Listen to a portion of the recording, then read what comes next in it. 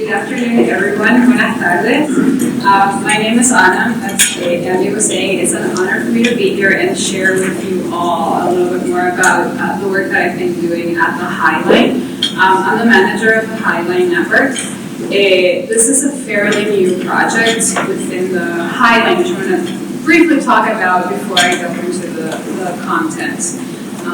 This again is also our first volume, and it's designed for early phase projects. And perhaps some of you already are implementing some of these tools and strategies, right? But it's really meant for people that are right at the beginning and trying to figure it out, and trying to figure out what makes sense and how to do it.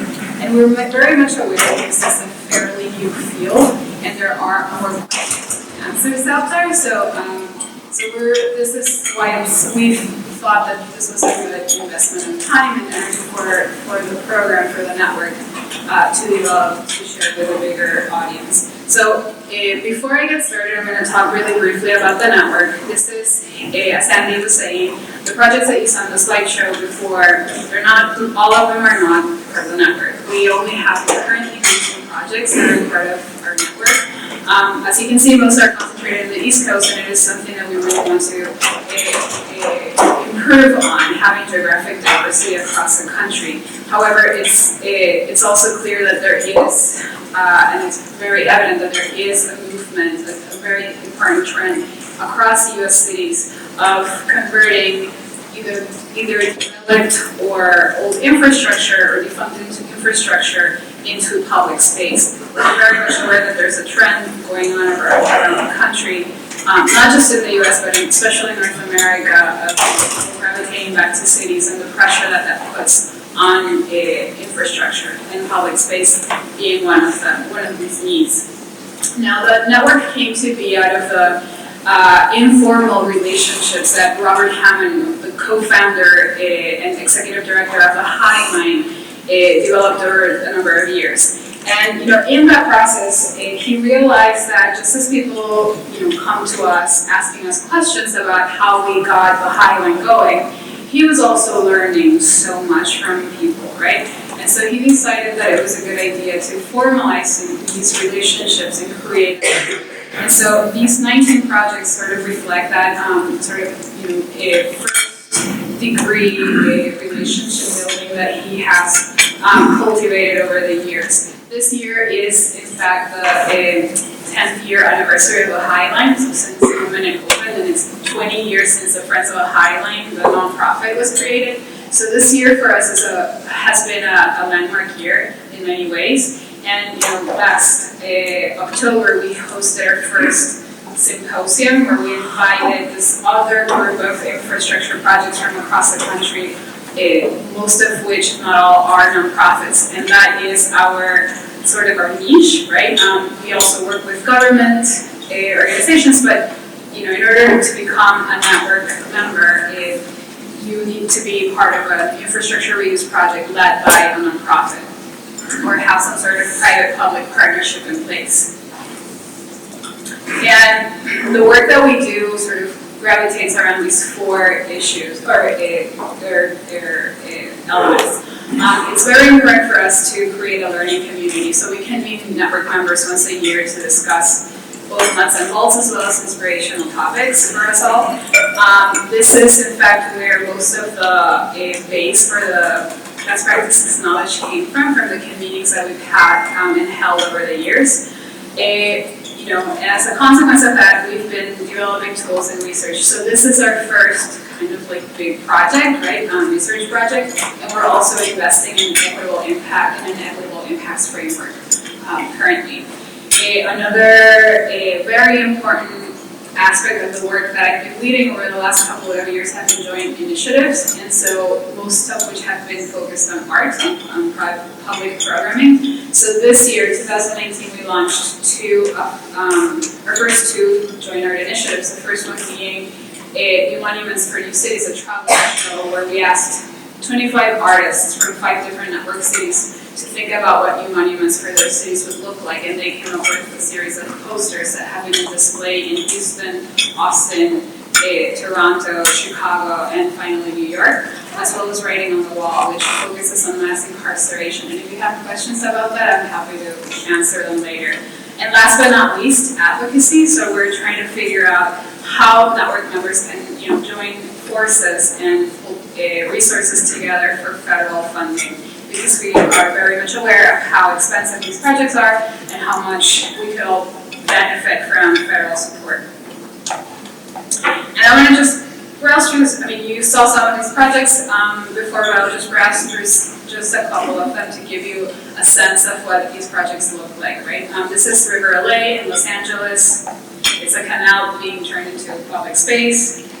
Atlanta Beltline, this is a 22-mile loop in downtown Atlanta, transforming railway into public space and building in an equitable development approach. So housing, transit have been important elements to this project aside from green space. Buffalo Bayou, I heard today about a regatta you guys just had not that long ago. But Houston has been turning their bayou system into public space, and this is a magnificent way of activating that green space for leisure. The rail park is similar to the High Line. This is an elevated railway in the heart of downtown Philadelphia. Trinity River Park in Dallas, Texas, a river. They're at an earlier stage, but they've been taking very important steps into making equitable development principles into how they are leveraging opportunities for development in and around the river. And I think that where the network kind of currently is in figuring out how we can best leverage the field of infrastructure reuse and the infrastructure reuse projects, and then we take a step back and consider how important design is for our cities and how we shape new public spaces, but really hone on the equitable development component. So, these projects are great, public spaces, I love them, right? But are there ways in which we can think about these spaces as spaces that can activate more development for the people?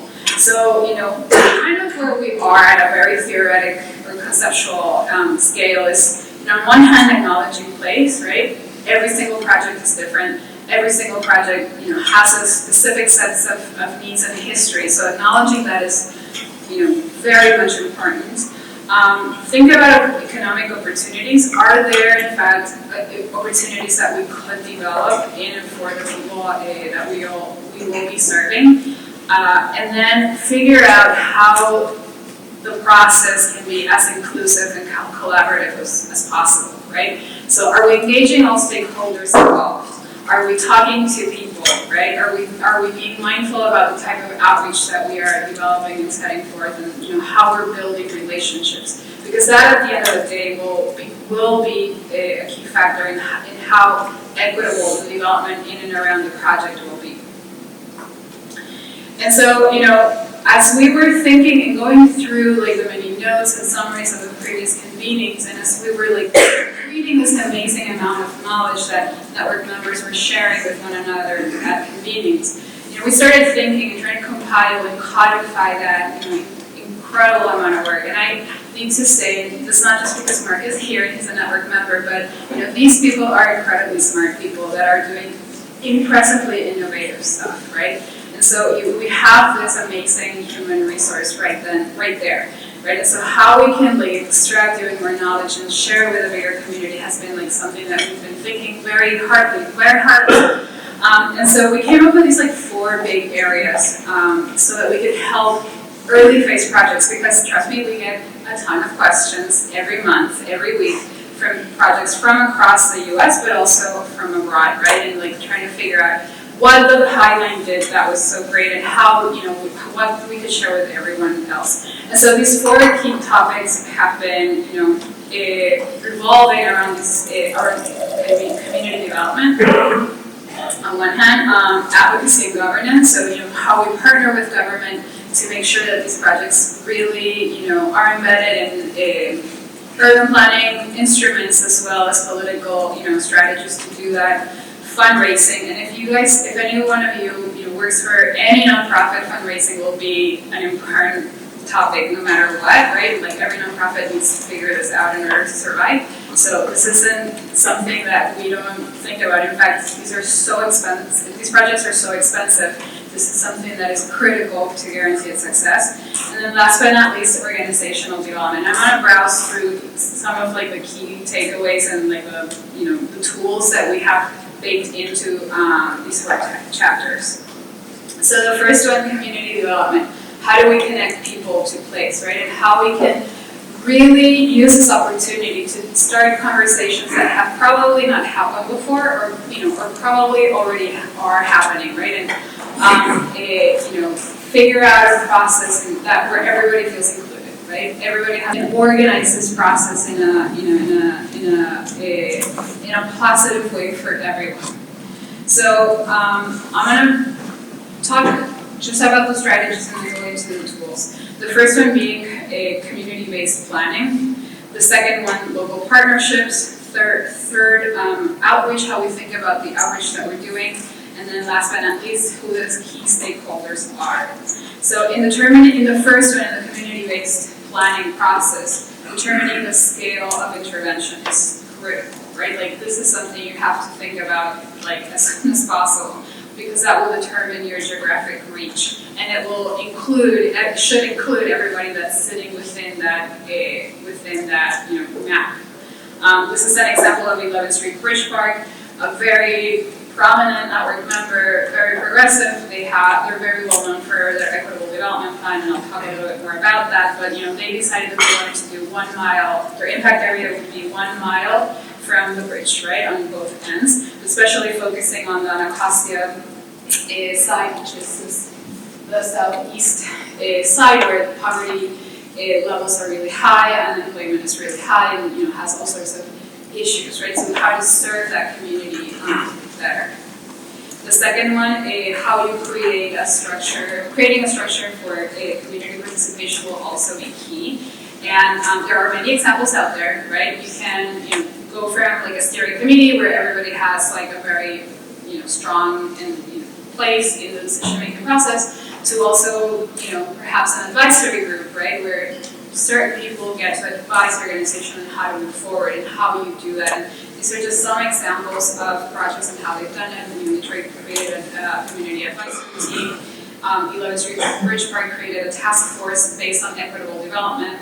Waterfront Seattle, built the Central Waterfront Partnership Committee, also made up of different people, different voices, different demographics, right? Be mindful of that as you set forward the process. In terms of partnerships, who you ally to your organization, and thinking about, perhaps community-based organizations that are already in that geographic area. Are you including public agencies involved in the conversation, right? If you're not, you should. You're dealing with things that have to do with policy, so they have an important place and an important voice in how you move forward the project. Local leaders, are you connecting to people that have credibility and legitimacy among the community, right? Are they informing your decisions, or are you talking to them? Elected officials, of course. These projects would be impossible without the support of the public sector. I mean, very few projects out there have, a Barry dealer who's building a pier for the city of New York, out of his own pocket. So, that's really, for most cases, even for the Highland, impossible to do without public support. So, are you working with them? Some key recommendations to assess whether a group or another organization is a good partner for you. First you need to identify them, right? Who are they? Are they active in the community? What they're doing? Assess the alignment of their mission to yours. Is there alignment? Is there not? Formalize a partnership. This is something that especially we've noticed in the experience of early phase projects, where some of them go, don't succeed, is because they are not very good or clear about who gets to do what, right? And the sooner you define this, the the clearer things and everything will be, from roles and responsibilities to boundaries around what to do. So, formalizing them is a strategic and smart thing to do. And then figure out if in fact you are empowering your partners. Are you doing that? Are you promoting leadership, right? Are you promoting are you first of all showing trust? Get them to lead conversations, right? Because you're talking about their stakeholders as well. So give them that space to do that, and you will start noticing how trust gets built, perhaps when there was no trust at all at the beginning. And then be really open about learning what you learn from local partners, right? Because everybody has an area of expertise. No one has all the answers, right? And everyone will need each other to move forward. In terms of successful tactic tools, outreach tools that we have compiled, this country is a very diverse country, right? So making sure that you're using different languages when you do outreach, from a flyer to who is going out into the community to engage with people. Targeting both analog and more modern outreach tools is also important. I cannot stress enough how important this is. I hear a lot of early phase projects that are relying exclusively on social media, and that is not enough, right? There's nothing that equals, there's nothing that can substitute that in-person relationship building ever. I'm not saying to only do that, it's really important to also build other, modernize your tactics, but that in-person, one-on-one is irreplaceable, right? And that's where trust really is built, and where people can put a face to the cost, right? And then just, very basic, not everybody knows this, but keep your information and your contact databases as organized as possible.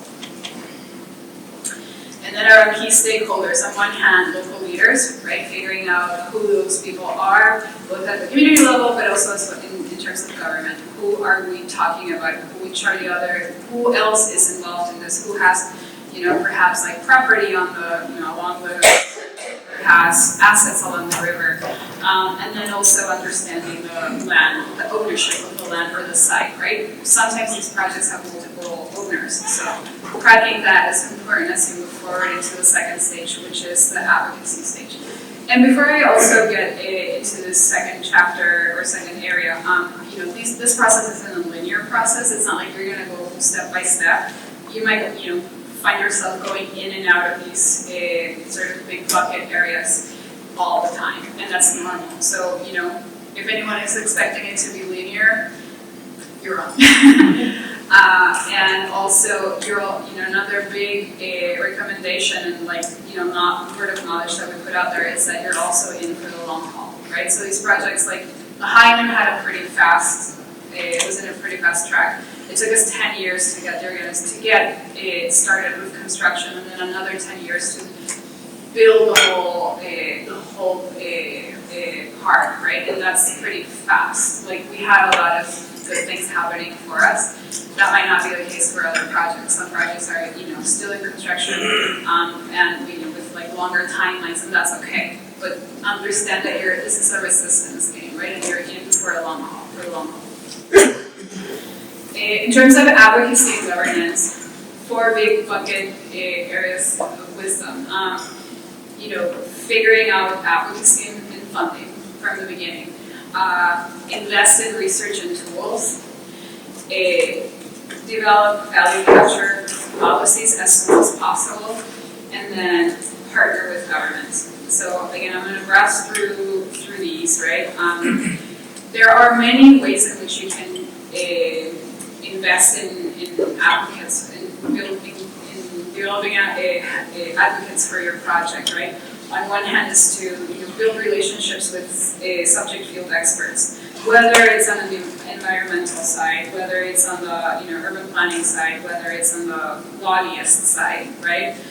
Figure out how to get them involved. They can probably be part of your board, an advisory group, or just your regular go-to person that can offer some advice. doesn't want to get too involved, but is willing to help you figure certain like technical aspects out, and also try to get both private and public funds as soon as possible. Some of the public funds might take some years in order for you to get to, or for you to be ready to receive. So, building that cushion will be very important. In terms of research and tools, there are different, this is something that you can see from, you can be like a community organizer, or you can be leading one of these projects. Same principles apply, right? So invest in research and tools. You have to have data to support your project, right? So there's different ways that you can go about it. A lot of network members started in their early days by investing in both feasibility studies as well as economic impact area studies, right?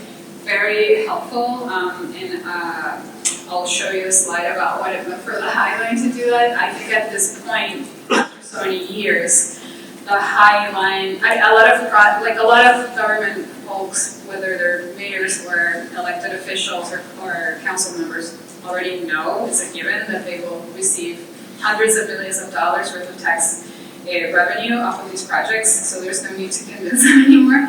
But it's something that we've been talking about a lot, right? Because it really helped put the High Line in Mayor Bloomberg's just horizon, and also look at equitable impacts that your project might be part or might be influencing. So whether they are health or environmental benefits or impacts, right? Whether it's neighborhood affordability, right? How and which ways you can leverage real estate development or even improve affordable housing for the city. And then also civic life, right? So these parks are public spaces, so are you tapping into that, right? Are there specific social needs that the city or the neighborhood has, and how you can use them to advocate for your project? In terms of the economic argument for the High Line, originally, the High Line, the studies indicated that it would cost more or less around $100 million to do, and that the city revenue would be a little bit over twice that much, right? So like $262 million. This was back in 2002. What ended up happening was that the project cost way more, almost twice as much, right? So around $100 million. However, the revenue for New York City went over $1 billion. So it was a significant increase in what we had expected. And we're seeing the same thing happening across the country. Many different cities, it's becoming, a very interesting issue, right? The speed in which the market grows and taps into these projects is really important, something to factor in. But there is an argument to be made that these projects are in fact worthwhile for the city as an investment, with a high return on investment. In terms of value capture, one thing that as a High Line, we always talk about is the importance of building a fiscal financing structure from the beginning, and capturing value as soon as possible. So if you can acquire as much land in and around the project as possible, especially around maintenance and operations, is critical. And if you're thinking about affordable housing or other public services or amenities, that will take care. We didn't do that, and the reason why is because the High Line happened in a very specific time in New York City history, right after 9/11.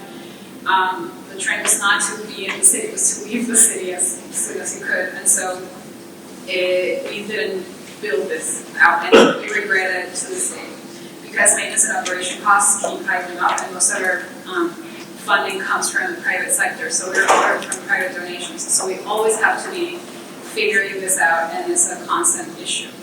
Now, based on our experience, other network members learn, and so there are many interesting solutions in which, or different ways that projects are coming up with value capture strategies. I think one of the most interesting cases is probably Atlanta Beltline created they call it TAD, a tax allocation district, which is a TIF, for going to taxes for a period of 20 years so that we could leverage those resources and leverage real estate development in and along the Beltline.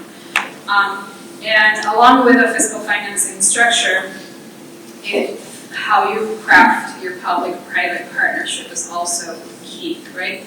Something that every organization will struggle with, and trying to be on the same page and have constant dialogue with the public sector, right? So whether it's the city, whether it's Parks Department, and what are the roles and responsibilities that each party will have in carrying out every single task that has to do with the maintenance and operations of this park, right? New York City has a fairly interesting experience because most of the bigger parks that you see in New York City that you associate with the city they are all conservancies. They're not, managed by the city. And the Parks Department would not have a capacity to take that responsibility on. So New York City really relies on that. And most of the budget that goes into the parks, or that the Parks Department manages, goes to supporting like smaller neighborhood parks. But the High Line, Bronx River Lions, or Prospect Park, they're all conservancy organizations. Other landmark parks like Bryant Park, where Madison Square actually fits, right? And so it's a very different model, and something that a lot of people don't know about New York City, right? But the key thing is, figuring out what that private-public partnership agreement will look like. Who will be in charge of doing what, right? And understanding that this is also an ongoing relationship that you are building, that both the city and you as an organization are building. It will require years to perfect, and it will be hinged on trust, right? So both have to trust each other and understand what the limitations of each other are as you move forward. And a bit more about partnering with government. You will need political alliances on the way, so ironing out any issues that you might have, figuring out what makes sense for involved. Negotiating agreements, right? As you said, these projects forward, you might need to revisit certain urban planning laws or regulations in place. And then also something that, the Highline would not have been possible without this is securing public seed funding for this, right? So this obviously is a vote of trust, right? That this organization is legit and is moving forward. But without the city council giving us seed funding to have as an investment for the Highline would have not happened because these are incredibly expensive projects, which need that intersection of public and private relationship building. I know that some of you are from different organizations, not just the city or not just the Grand Rapids, and so fundraising is something. I'll talk about some lessons that are or best practices that are very standard and straightforward, nothing too crazy, and some that do apply to infrastructure reuse projects. But how critical it is to inspire early support, right? So that means building your case for support early on, figuring out ways to create more exposure and attention for your project and for your campaigns or fundraising campaigns. Developing a capital fundraising campaign as well, like just considering the nuts and bolts of what that looks like, and then establishing ongoing dialogue with your donors. So in terms of building the case of support, basic, things that you have to consider, identifying who your donors are, what could be, invest in branding, right? You're asking for a lot of money for these projects, so like investing in branding from the beginning, will be helpful. Tell a compelling story, right? In our case, in the Highlands case, this was a blessing and a curse. We were at a point where we had to convey the sense of urgency because Giuliani, who was the mayor at the beginning of the Friends of the Highlands history, wanted to tear it down. And in fact, the day before he left office, he signed the order of demolition of the Highline. And so, using that was a key element to the Highlands fundraising at its early stage, right? And then figure out what your products and channels for fundraising will be, how you're going to do that, right? So everything from mailing to internet, all of that. Exposure and attention, this is also critical, right? You have to keep informing people and you have to keep creating exposure and, putting your project in people's minds all along, right? So on one hand, this can include identifying recognition opportunities for as you build your fundraising strategy, create participatory events, and the picture here is sort of like a logo of the Bandways naming toolkit competition. They decided to make the name of the Bandway make it through a competition, right? It can be double-edged sword, but that's a way in which they put the idea of the park out there in people's minds and really engaged with the whole city of Toronto. Being mindful of how you build the campaigns for, whether it's per phase or, like just figuring out how the process of getting the park going can merge with a fundraising campaign. And then also leverage existing events that you might already have. So, if for instance, Gala is going to be like a perfect example, or perhaps you have other ongoing, yearly campaigns that you have and how you can use them to create more attention, to keep the attention and the momentum going in the fundraising community. In terms of capital campaigns, being very mindful about how you phase out the plan, the construction plan for the capital plan for the project, and how you sort of align that with your fundraising goals and targets. And something that's really critical, making the case for operations support here, right? Maintenance and operations is not the sexy part of these projects, and it's really hard to get money for them once that park is built. Everybody falls in love with the design, everybody loves the rendering, right? But cracking this from the beginning is really important because it will determine years and years of headaches of do this. So, it is, we find network members have found it really challenging, not impossible to do, but something to have in mind. And then donor dialogue, right? So on one hand, donor relationships, figuring out how you can leverage interests, areas of interest or passions that your donors have. And build, just as you're building, connections and relationships with the community at large, you also have to do the same thing with your donor base. And then also be very mindful of donor appreciation. So this means informing your donors, right, of what you're doing, even if they give you small amounts of money. Donors are reluctant to give back if they don't hear from the organization, or if they're not, if they're not shown appreciation. So how you do this in a mindful way will be critical. Last but not least, the fourth chapter of this book is about organizational development and growing and promoting equity, both inward as well as outward. And so this can look like in many different. This will look different depending on who you are and the kind of organization that you build. But there are three main recommendations that we have put together. On one hand, focus an equity-focused organization. So are you? And I'll get to that shortly. You can also start doing this by investing early in programming. So you don't have to be a project that's up and running. In order to invest in programming, you can do that now, and in fact, that is something that we highly recommend that you do.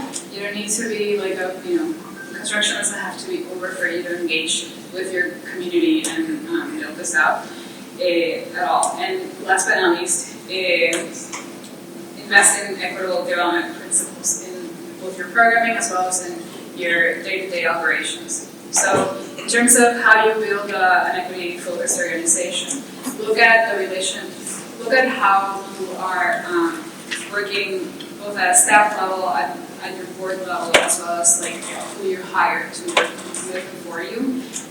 Do you have certain policies in place to do that, right? Are you looking at like either ethnic diversity? Are you looking at demographic diversity? Are you leveraging not just, are you including people that may be from the community at your board or in the board? Not everybody has to be a wealthy donor to be part of a board. You can also include people that have expertise, specific areas of expertise, that they're subject matter experts in the decision-making process. And then, are you hiring local? Are you giving opportunities to people in the community that you're serving? As you hire or develop programs. And then in terms of programs, are you thinking about programming guidelines? How people are using the space, and who gets excluded in the process and why, right? So you have to figure that out, or at least start to think about that, right? So that you are promoting inclusive spaces. Local employment programs, are you creating, you don't have to do this, but, are you thinking about ways in which you can hire local, right? So that the people that benefit directly from the project are people that live there. And then are you also incorporating local efforts, right? Are you making groups visible that might feel invisible? Are you making them visible? A lot of this has to do with cultural equity, and when you invest heavily in programming, right, it's very easy to sort of overlook who's already there doing stuff, who's already, trying to put either their art or their craft or their culture out there, and making them feel part of the programming experience that the organization is developing is going to be key. And last but not least, around equitable development principles. I included these two, Atlanta Beltline and Bayou. Perhaps the most well-known equitable development plan is though in 11th Street Bridge Park. I didn't include it here because I didn't want it to be too heavy in 11th Street Bridge, but they have developed 34 strategies through a long process of conversations around equitable development that tackle 4 things: small business enterprises, workforce development, cultural equity, and affordable housing, right? And so this is kind of where we are at the Highland. We're trying to figure out how we can codify and consolidate information to share with a bigger audience around equitable development principles and plans. We're seeing more and more an interest in doing that, right? And we're very excited to keep a conversation going around that. But figuring out how you can really connect all these amazing and incredible opportunities to the way you build your organization, to the way you think about your city or your neighborhood, will be critical and important. So that's it for me. Thank you very much for your attention.